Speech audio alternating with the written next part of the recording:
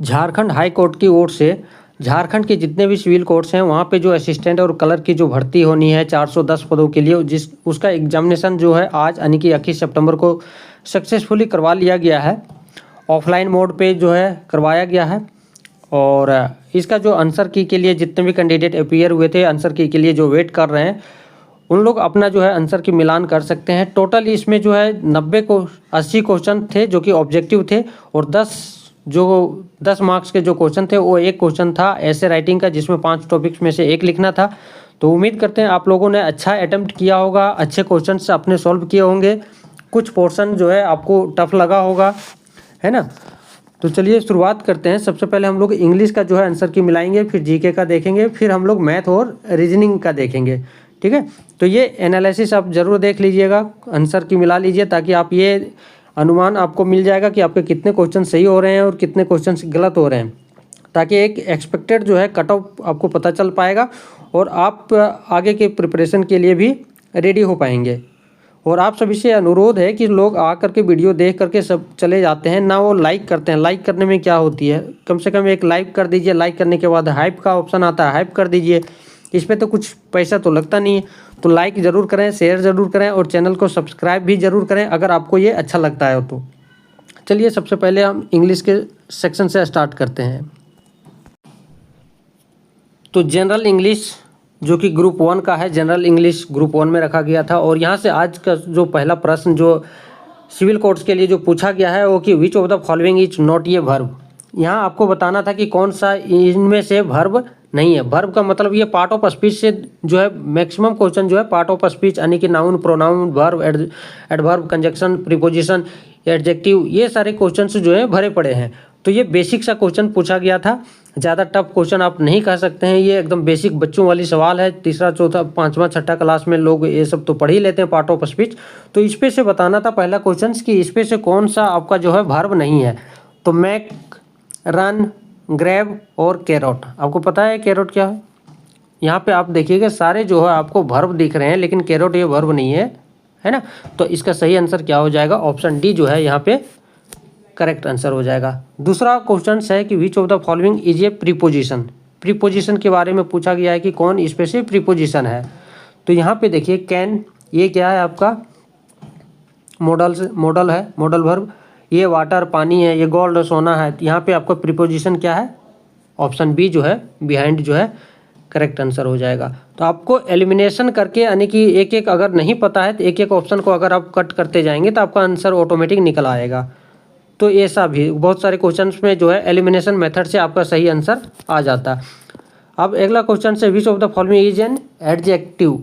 इनमें से कौन जो है एक एडजेक्टिव है। एडजेक्टिव क्या है? जो नाउन और प्रोनाउन की विशेषता बताता है उसी को एडजेक्टिव कहते हैं, है ना।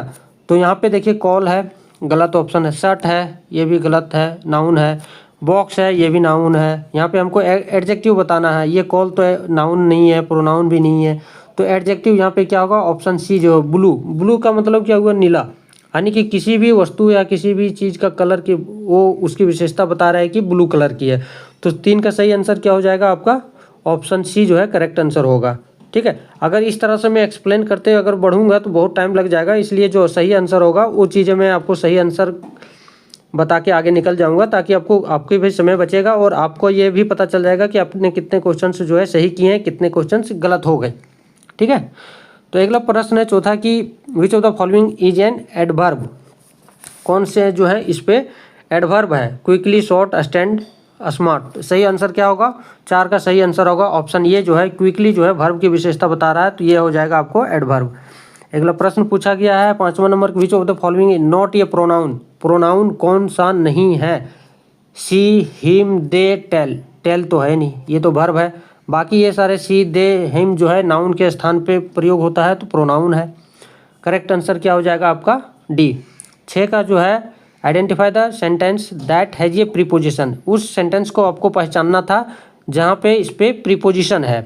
प्रीपोजिशन जो है कहाँ पे है? तो इसका सही आंसर क्या होगा? ऑप्शन सी जो है करेक्ट आंसर होगा। ऑप्शन सी, 6 का ऑप्शन सी करेक्ट आंसर होगा। यहाँ पे अबाउट जो है यहाँ पे प्रीपोजिशन का काम कर रहा है। 7वां नंबर क्वेश्चन है identify the sentence that does not have an adjective. इस पे से कहाँ पे जो है जहाँ पे एडजेक्टिव नहीं है, इस क्वेश्चन का सही आंसर कहाँ क्या होगा। एडजेक्टिव आपको पता है नाउन और प्रोनाउन की विशेषता बताने वाले, तो कौन सा सेंटेंस है जहाँ पे ये एडजेक्टिव नहीं है, तो यहाँ पे ऑप्शन बी इसका करेक्ट आंसर होगा। क्यों होगा, अगर आपको पूरा एक्सप्लेनेशन के साथ चाहिए तो आप कमेंट में ज़रूर बताइएगा।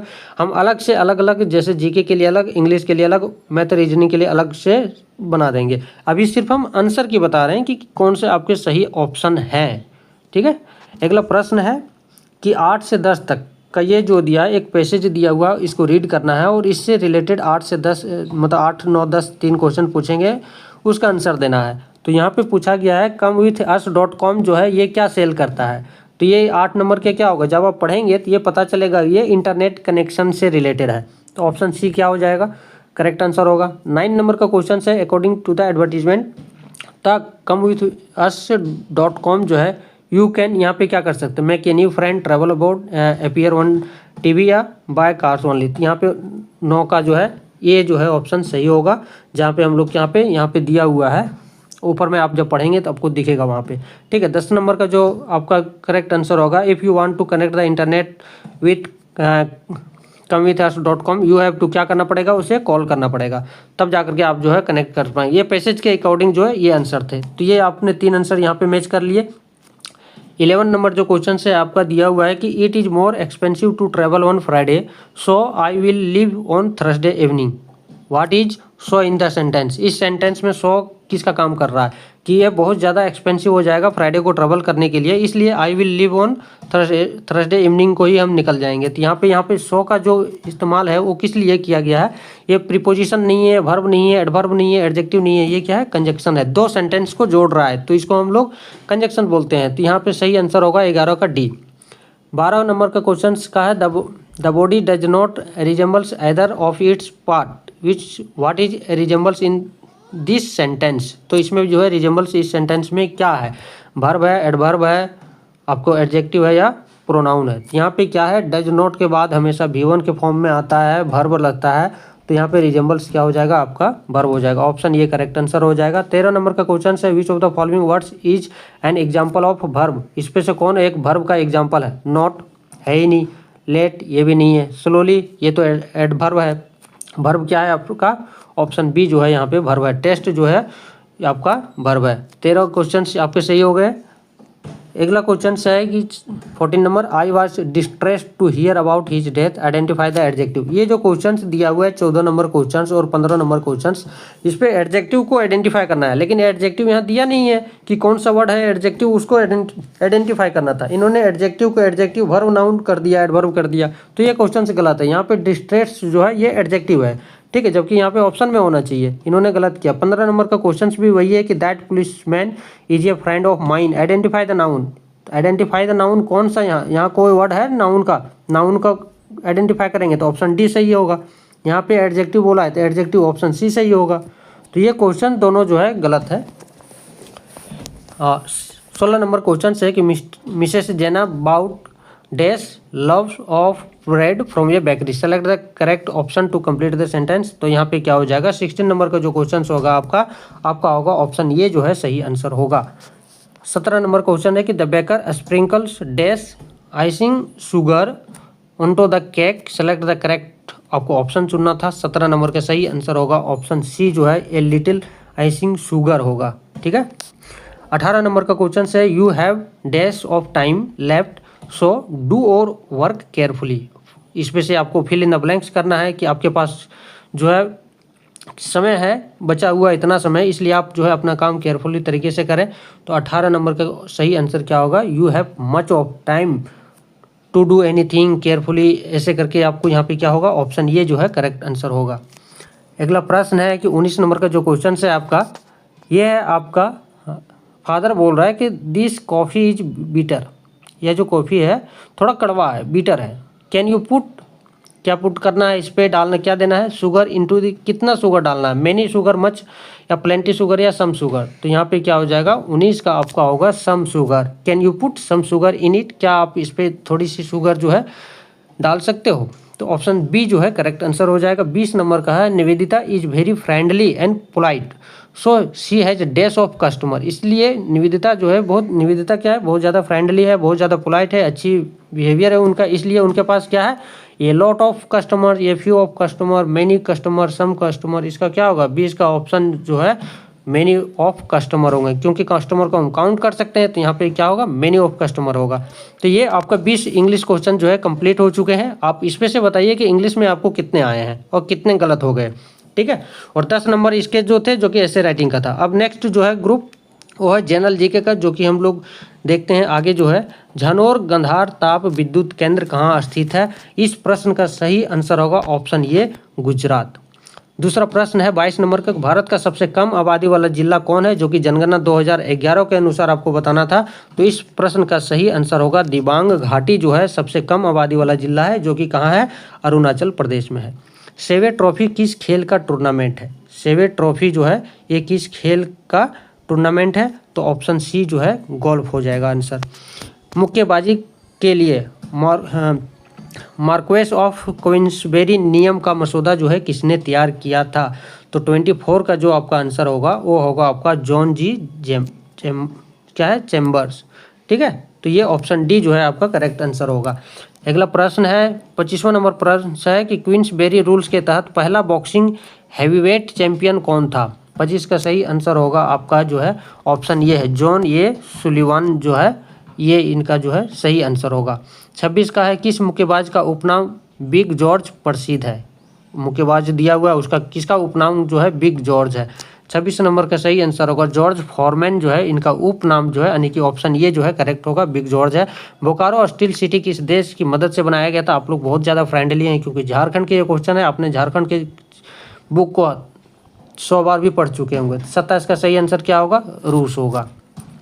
अगला प्रश्न है कि निम्नलिखित में से कौन सा गुजरात का बंदरगाह नहीं है। तो इस प्रश्न का सही आंसर होगा आपका राजकोट। राजकोट जो है बंदरगाह कहाँ पे होता है, समुद्र के किनारे ही होते हैं बंदरगाह। राजकोट समुद्र के किनारे बसा हुआ नहीं है, इसलिए ये बंदरगाह हो ही नहीं सकता। 2011 की जनगणना के अनुसार जो है भारत का सबसे अधिक आबादी वाला जिला कौन है।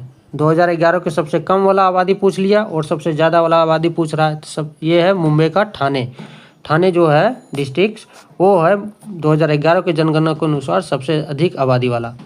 ओएनजीसी के अंतर्गत ओएनजीसी के अंतर्राष्ट्रीय प्रभार का क्या नाम है, ये प्रश्न पूछा गया है 30 नंबर का। तो इसका नाम है ओएनजीसी विदेश लिमिटेड। ऑप्शन बी जो है इसका करेक्ट आंसर होगा, विदेश लिमिटेड।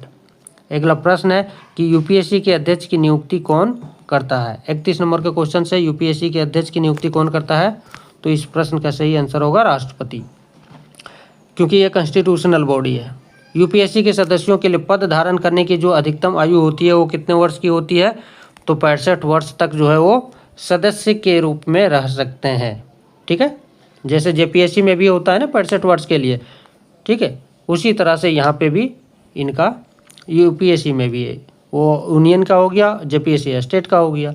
लोकसभा के अध्यक्ष का चुनाव कौन करता है। लोकसभा का जो अध्यक्ष होता है उसका चुनाव कौन करता है। लोकसभा के सदस्य लोग करते हैं, उसकी जो अधिवेशन होता है उसकी आहुति जो है राष्ट्रपति करता है, बट वहाँ पे जो उनके सदस्य होते हैं, सदस्य मिलकर ही लोकसभा के अध्यक्ष की चुनाव करते हैं। जिस तरह से राज्य में क्या है, विधानसभा के अध्यक्ष की चुनाव होती है, उसी तरह सेंट्रल में होती है लोकसभा, राज्य में होती है विधानसभा।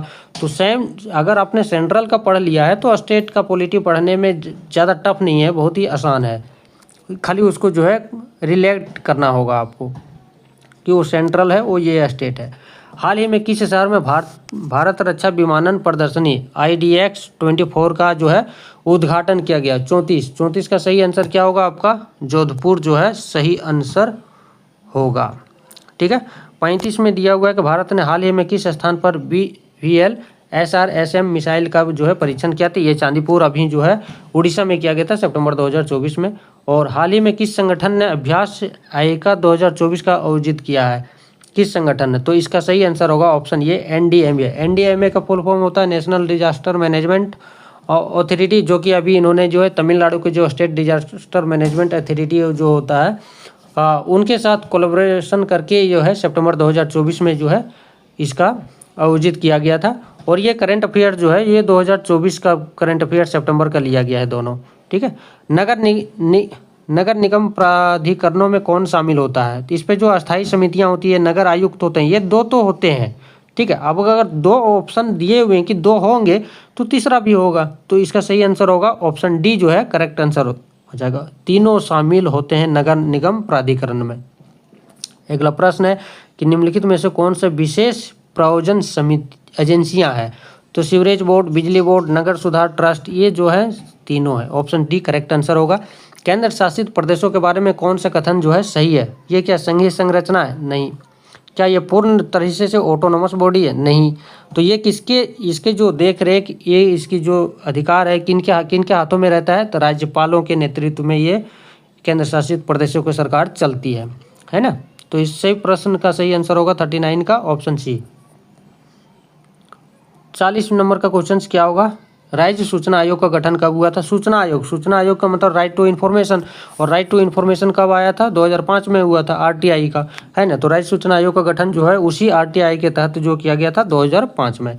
नॉन ग्रीन परपोषी जीवों को क्या कहते हैं, जिन्हें कभी पादप जगत का हिस्सा माना जाता था? तो इसका सही आंसर होगा ऑप्शन बी जो है कवक, अग्नि की फंगी जिसको बोलते हैं।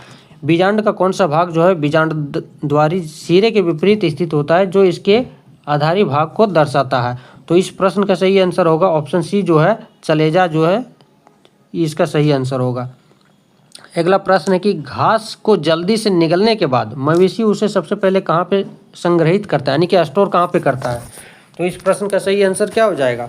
रुमेन, ग्रास नली, छोटी आंत, लार ग्रांथि। ग्रांथि तो सबसे पहले ऑप्शन आपको काटने के लिए सीख जाइए कि अगर इस तरह के प्रश्न पूछे जाते हैं तो सबसे पहले आप ऑप्शन को एलिमिनेट कीजिए।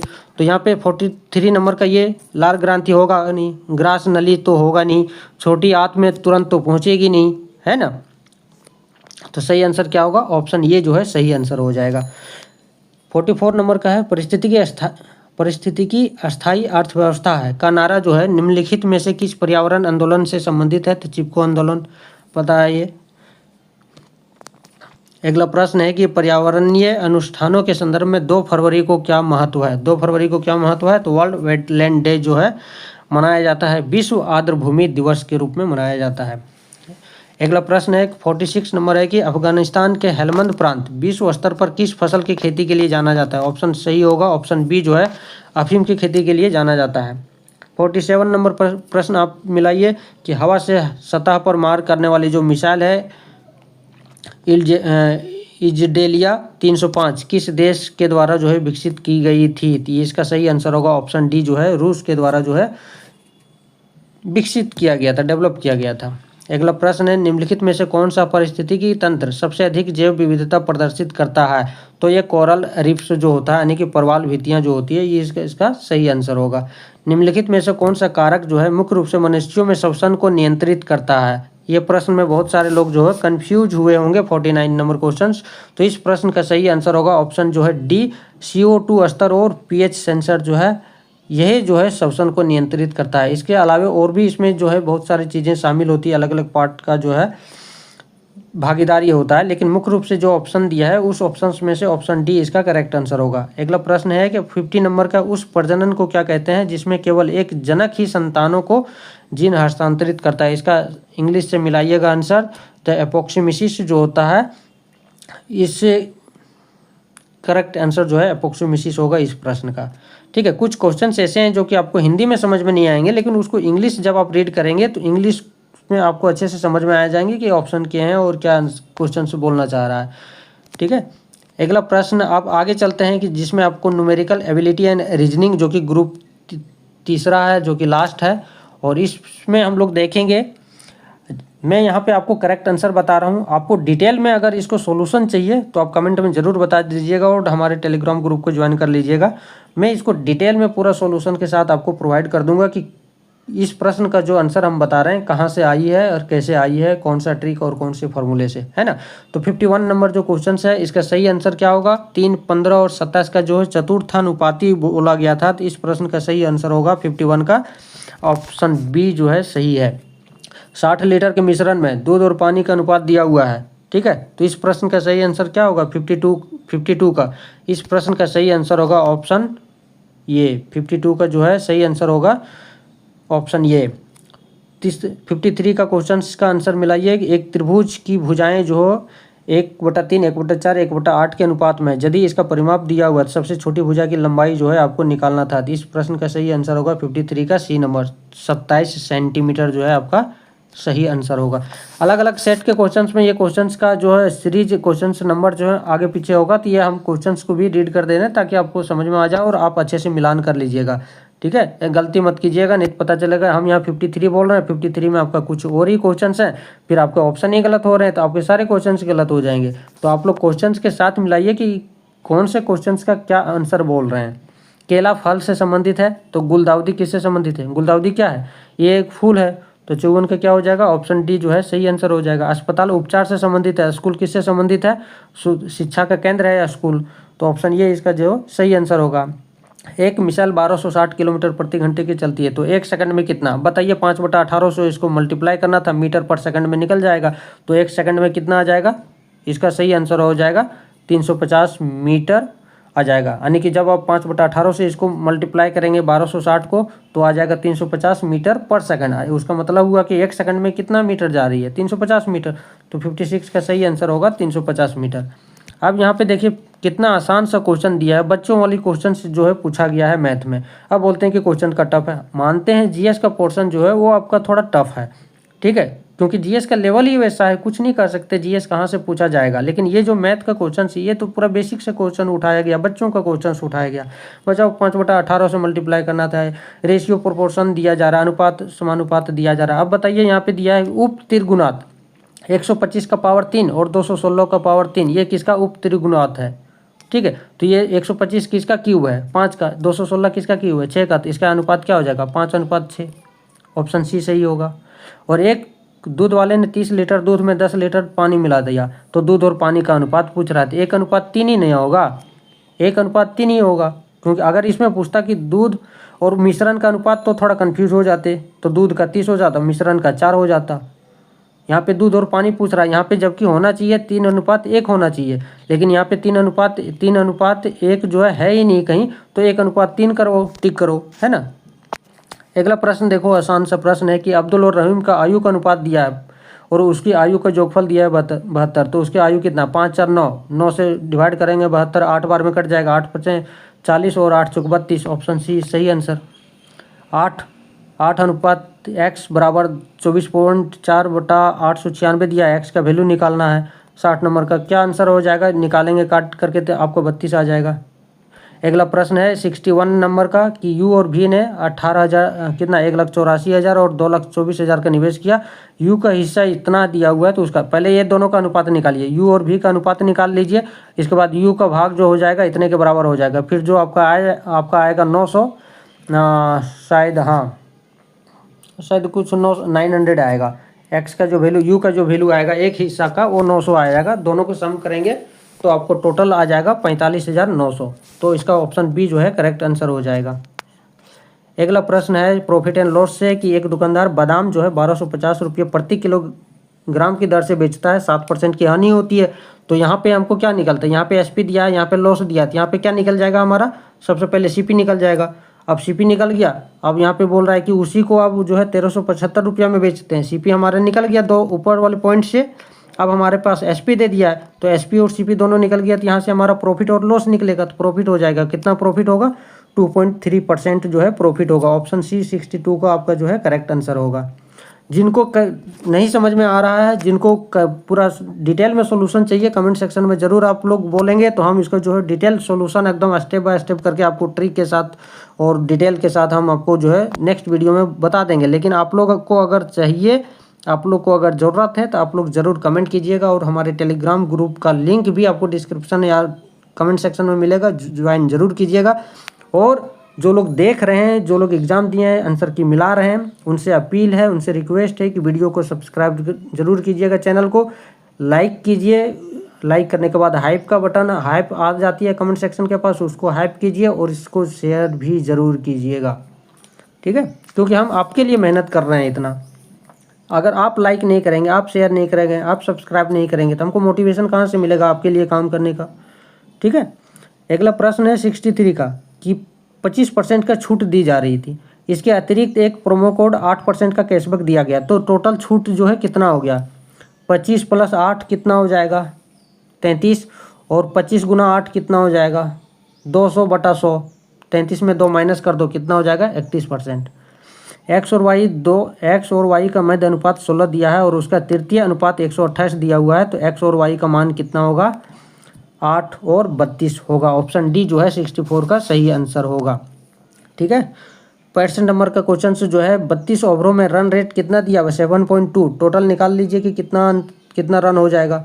ठीक है, और उस पे से 18 ओवर में से टोटल कितना ओवर चाहिए, 18 ओवरों में कुल 297 रन बनाने के लिए आवश्यक रन रेट कितना है, पहले तो उसको मल्टीप्लाई कर लीजिए कि कितना आएगा आपका 32 × 7.2 कितना आ जाएगा 230.4, और उस पे से 297 हम लोग को टोटल बनाना था, तो उस पे से हम लोग को माइनस कर देंगे 230 को, तो आ जाएगा 66.6 रन। ठीक है, और इसको 18 ओवर में कंप्लीट करना है, तो 18 से 66.6 को मल्टीप्लाई कर दीजिए 3.7 रन रेट आ जाएगा, तो इसका सही आंसर हो जाएगा ऑप्शन सी। अगला प्रश्न कितना आसान दिया है होता है, लॉलीपॉप क्वेश्चन से दिया है मैथ में। यदि एक आयत की लंबाई और चौड़ाई में 40% और 70% की वृद्धि की जाती है तो क्षेत्रफल में कितना वृद्धि हो जाएगी। 40 + 70 110, और 740 × 70 कितना हो जाएगा 2800/100, 28, तो 110 + 28 कितना हो जाएगा 138, है ना, सही आंसर डी होगा। अब यहाँ पे रीजनिंग का प्रश्न पूछा गया है, तो उत्तर दिशा में 5 व्यक्ति जो है PQRS में से बैठा गया है, इसको जब कैलकुलेशन करेंगे तो आप देखेंगे थोड़ी टाइम लग जाएगी, लंबी वीडियो हो रही है, तो इसके लिए मैं सीधा आंसर बताते चल रहा हूँ रीजनिंग का। ठीक है, तो इस प्रश्न का सही आंसर होगा 67 का ऑप्शन जो है डी, या तो दोनों पर्याप्त है, ये दोनों जो कथन है दोनों रिक्वायर्ड है, तब जाकर के इसका सोल्यूशन बनेगा, इसलिए यहाँ पे ऑप्शन क्या हो जाएगा, ऑप्शन डी जो है करेक्ट आंसर होगा। अगला प्रश्न है कि फरवरी 2024 में अंजलि का जन्म के महीने में किस तारीख को हुआ था, किस तारीख को हुआ था, तो वो तारीख बताएगा। अब सम संख्या वाली तारीख बोल रहा है और अभाज्य संख्या वाला, तो दोनों ऑप्शन इसमें ज़रूरी है, तभी जा करके उसको हम लोग जन्म डेट उसको बता सकते हैं, तो 68 का सी नंबर होगा सही आंसर। PQRS में सबसे लंबा कौन है, तो यहाँ पे दिया है P बड़ा है Q और R से, लेकिन R से छोटा है, Q और T दिया हुआ है, Q बड़ा है T से, तो ये दोनों ऑप्शन जब तक हम नहीं देंगे तब तक ये इनकम्प्लीट होगा, तो इसको हम लोग ये बताना है कि कौन बड़ा है, तो इसके लिए दोनों कथन जो है ज़रूरी है, इसलिए इस प्रश्न का सही आंसर 69 का क्या होगा, सी होगा। अगला प्रश्न है 70 नंबर प्रश्न है। 70 नंबर प्रश्न में क्या दिया हुआ है कि एन से किस प्रकार से संबंधित है, तो एन की माता के पिता की बहन है, तो ये थोड़ा सस्पेंस में है, इस क्वेश्चन को एक बार फिर मैं देख लूँगा, लेकिन अभी तक का जो आया है आंसर वो इस पे आया है, इस पे केवल एक पर्याप्त है। एक बार मैं इसको 70 नंबर क्वेश्चन फिर मैं देख लूँगा। ठीक है, अब देखो एक अजीब नामकरण कोड में दिया है कि इरेजर को पेंसिल कहा जाता है, पेंसिल को शार्पनर कहा जाता है, शार्पनर को बैग कहा जाता है, तो बच्चा किससे लिखता है, तो बच्चा पेंसिल से लिखता है, और पेंसिल को क्या कहा जा रहा है, शार्पनर कहा जा रहा है, तो ऑप्शन क्या होगा, सी करेक्ट आंसर होगा। 71 हो गया, चलिए फटाफट कर लेते हैं आगे। प्लेटिनम चांदी से ज़्यादा महंगा है, क्यों, क्योंकि प्लेटिनम जो है कि चांदी तो मिल जाती है, प्लेटिनम मिल पाता है क्या, प्लेटिनम जल्दी नहीं मिल पाता है, तो ये क्या होगा, ऑप्शन बी जो है। अभी ये जो चारों ऑप्शन है इनमें से जो है सबसे सटीक आंसर है वो है कि प्लेटिनम जो है बहुत ही कम मिलता है, इसके लिए वो क्या है, ज़्यादा महंगा है। अब टूर को 1 2 3 4, क्लियर को इतना लिखा जाता है, स्पेयर को 9 8 4 लिखोंडित किया जाता है, तो स्कल्पचर को कोड में 5वां अंक क्या आएगा, देखो टी को क्या लिखा जा रहा है, 1, ओ को 2, यू को R, यू को 3, R को 4 लिखा जाता है, R को देखो यहाँ पे भी 4 लिखा गया है, यहाँ पे भी 4, तो क्लियर में भी R को 4 ही मेंशन किया जा रहा है, स्फेयर में भी देखो 4, यानी कि ये जो कोडिंग है इस कोडिंग से आप मैच करेंगे तो पूरे का वैल्यू आप निकाल लो कि S किसके बराबर है, तो S किसके बराबर होगा, यहाँ से दिख जाएगा, S का वैल्यू 9 होगा, C का वैल्यू कितना होगा 5 होगा, U का वैल्यू कितना होगा 3 होगा, इस तरह से, तो उस पे से आपको बताना था कि 5वां जो अंक है वो कौन सा अंक है, इसको जब हम कोडिंग करेंगे तो 5वां अंक कौन सा है, 73 का, तो इसका सही आंसर होगा 73 का डी, 0 आएगा इसका, है ना, तो सही आंसर होगा डी। बॉक्स को इतना लिख के रूप में कोडित किया जाता है, तो उसी प्रणाली में अगर हीरो को लिखे जाएंगे तो अंतिम 2 अक्षर पूछा जा रहा है, अंतिम 2 अक्षर क्या आएगा, जब इसको हम सोल्यूशन करेंगे तो इसका आ जाएगा ऑप्शन PQ। ठीक है, बॉक्स को लिखा जा रहा है, इसका मतलब सी डी पी क्यू लिख रहा है, इसका मतलब बी को हटा दिया है, सी डी से स्टार हो रहा है। ओ पी क्यू के पहले क्या आता है ओ, एक्स के पहले वाई जेड के पहले क्या आता है, यहाँ पे मैं अब देखिएगा सी डी से पहले क्या है बी, तो बी से स्टार्ट हुआ, यहाँ सी डी ले लिया, ओ यहाँ पे है बॉक्स में ओ है, पी क्यू ले लिया, एक्स है यहाँ पे, वहाँ पे वाई जेड लिख लिया। इसी तरह से यहाँ पे अगर हम एच को देखेंगे, इसी तरह से यहाँ पे एच को देखेंगे, एच को रखेंगे, एच के बाद क्या आई जे आएगा, ई को रखेंगे यहीं पे, ई के बाद क्या जी एच आएगा, जी एफ आएगा। तो इस तरह से जब आप कोडिंग करेंगे तो यहाँ पे ओ को यहीं रखेंगे, ओ के बाद क्या आएगा पी क्यू आएगा। तो अंतिम 2 अक्षर पूछा है तो अंतिम 2 अक्षर पी क्यू ही आएगा। 74 का करेक्ट आंसर होगा ऑप्शन ये। अगला प्रश्न है कि निम्नलिखित 2 क्रम, ये जो यहाँ पे दिया हुआ है सीरीज क्रम दिया हुआ है, इस पे कौन सा युग्म जो है रिक्त स्थानों को सही ढंग से भरता है। बहुत सारे लोग नहीं भर पाए होंगे, ठीक है। आप यहाँ पे इसको देखो कि बी का वैल्यू कितना होता है 2, 2 में 4 जोड़ेंगे कितना हो जाएगा 6। डी का वैल्यू कितना होता है 4, 4 में 4 जोड़ेंगे कितना होगा 8। इसी तरह से जे का वैल्यू कितना होता है 10, 10 में 4 जोड़ेंगे कितना हो जाएगा आपका 14। एम का वैल्यू कितना होता है 13, 13 में 4 जोड़ेंगे तो कितना आ रहा है 17 आ रहा है, ठीक है। एन का वैल्यू कितना होता है, एन का जो वैल्यू होता है 14 होता है, 14 + 4 कितना हो जाएगा 18। ऑप्शन ये, एक ही में 18 है तो तुरंत हम लोग वहाँ 18 लगा देंगे। एस का वैल्यू कितना होता है 19, 19 + 4 कितना हो जाता है 27। तो ऑप्शन ये यहाँ पे क्या हो जाएगा करेक्ट हो जाएगा। आसान है ना, ये रीजनिंग है, प्रैक्टिस करने के बाद ही आसान लगती है, अदरवाइज नहीं लगेगी, ठीक है। अब यहाँ पे देखो कि धूल को वायु कहा जा रहा है, वायु को अग्नि कहा जा रहा है, अग्नि को जल कहा जा रहा है, जल को रंग कहा जा रहा है, रंग को वर्षा कहा जा रहा है, वर्षा को धूल कहा जाएगा। तो मछलियाँ कहाँ रहती है, कहाँ रहेगी मछली, मछली तो जल में रहती है, और जल को क्या कहा जा रहा है रंग कहा जा रहा है। तो इस प्रश्न का सही आंसर क्या हो जाएगा जल, जल की जगह रंग हो जाएगा। एम जे से किस प्रकार से संबंधित है, ये कथन दिया है, क्या ये इसको सोल्यूशन करने के लिए दोनों आवश्यक है, बिल्कुल दोनों कथन आवश्यक है, ठीक है। अगला प्रश्न है 78 नंबर का प्रश्न है कि 2 शहरों के बीच बस का जो किराया है 11:18 के अनुपात में बढ़ता है। यदि मूल्य किराया, यानी कि यहाँ पे पहले इसका मतलब ये हुआ 11:18 का मतलब हुआ कि 11 पहले था, बाद में बढ़ करके वो कितना हो गया 18, यानी कि इस अनुपात में उसका जो है किराया बढ़ गया। पहला जो मूल्य किराया था यानी कि 11 का वैल्यू जो है वो 550 है, तो किराए में कितना वृद्धि हुआ है। अब 11 का वैल्यू 550 है तो 1 का वैल्यू कितना आ जाएगा 50 रुपया, है ना। तो 18 का वैल्यू कितना आ जाएगा 18 × 50 मतलब 900 रुपया आ जाएगा। 900 ऑप्शन है, आप लोग टिक मार्क कर देंगे, है ना। गलत है क्योंकि 900 आंसर नहीं है, बोला है कि कितनी वृद्धि हुई, 550 से 900 में कितनी वृद्धि हुई है तो 350। सही आंसर क्या होगा ऑप्शन डी होगा। बहुत सारे लोगों ने जल्दीबाजी में कर करके 900 अपने टिक कर दिया होगा, लेकिन उनका 1 नंबर कट जाएगा, गलत हो जाएगा, ठीक है। सही से पढ़ना है क्वेश्चंस को कि क्या सही है, क्या हमसे पूछा गया है, क्या निकालना है। अगला प्रश्न है 79 को, प्राइड के अक्षरों को कितने तरीकों से व्यवस्थित किया जा सकता है। ये कम्बिनेशन परमुटेशन का ये क्वेश्चन पूछ दिया गया है, जबकि नहीं पूछा जाना चाहिए इतना। 79 का जो सही आंसर होगा ऑप्शन जो है बी करेक्ट होगा। 24 तरीकों से जो है आप इसको व्यवस्थित कर सकते हैं। अगला प्रश्न है लास्ट टाइम्स एंड वर्क का क्वेश्चन दिया हुआ कि STU मिलकर 30 दिनों में पूरा करते हैं यदि उनकी जो कार्य कुशलता एफिशिएंसी है सॉरी बहुत ज़्यादा बोल दिया, आधा घंटा हो गया। कार्य कुशलता का जो अनुपात है 20, 15 और 12 का अनुपात है, तो यू अकेले जो है उस काम को कितने दिनों में पूरा करेंगे। तो सबसे पहले क्या करेंगे 30, 15, 42 कितना हो जाएगा 30, 15, 12 कितना हो जाएगा 47 यूनिट हो गया तीनों को मिला करके, और तीनों मिल करके एक मतलब 47 टोटल यूनिट हो गया पर डे के हिसाब से। 30 दिन काम करते हैं तो 47 गुना कितना हो जाएगा 30 टोटल यूनिट आ गया। हमको यू का पूछा है तो यू से उसको डिवाइड कर दो, उसका आंसर आ जाएगा। तो इस प्रश्न का सही आंसर कितना हो जाएगा ऑप्शन जो है डी सही आंसर हो जाएगा। 235/2 जो है इसका सही आंसर होगा और क्वेश्चन नंबर 80 का।